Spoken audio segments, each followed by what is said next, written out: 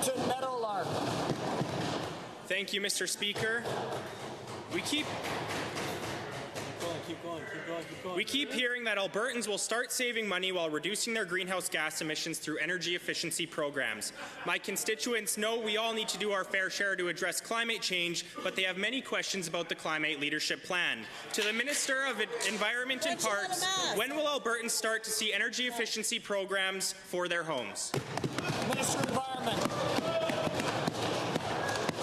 Mr. Speaker, and 3 programs will be delivered in early 2017, direct install, consumer rebates, and business and institutional programs, Mr. Speaker. There will be more programs introduced throughout 2017 based on the advice that we got from our energy efficiency expert panel, and as we create the Energy Efficiency Alberta Agency, Mr. Speaker. We did have to start from scratch on this because, of course, the previous government left Alberta as the only jurisdiction without energy efficiency in North America, but we're looking forward to putting people to work and saving families money on their bills starting in 2017.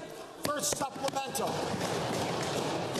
Thank you, Mr. Speaker. Given that the government plans to help consumers reduce their household energy costs, to the same minister, can you give us any specific details on what opportunities consumers will have through these energy efficiency programs? Honourable Minister.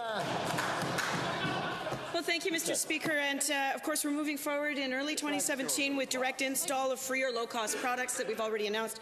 We are moving forward with the consumer rebate program, and throughout 2017 we'll have more to say about audits, incentives for small-scale renewables as we set up those programs and deliver them, Mr. Speaker.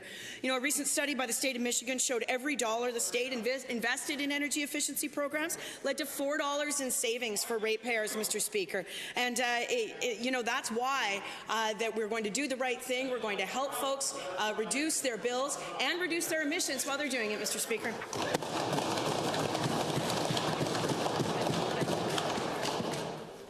Thank you, honourable members. I would avoid standing up into the future. Second supplemental. Thank you, Mr. Speaker. Given that Albertans are eager to hear more about the job opportunities that will come from the implementation of energy efficiency programs, can you explain the impacts that these programs will have on jobs for Albertans? Honourable Minister.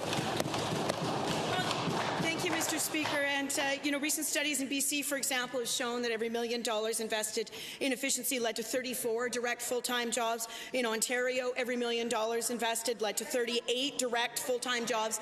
And that's why Kevin Lecht from the International Association of Heat and Frost Insulator Workers said of our approach that it will create jobs and diversify our economy. Those are jobs that the Wild Rose calls a slush fund, Mr. Speaker. They'd cancel those programs and throw those folks out of work.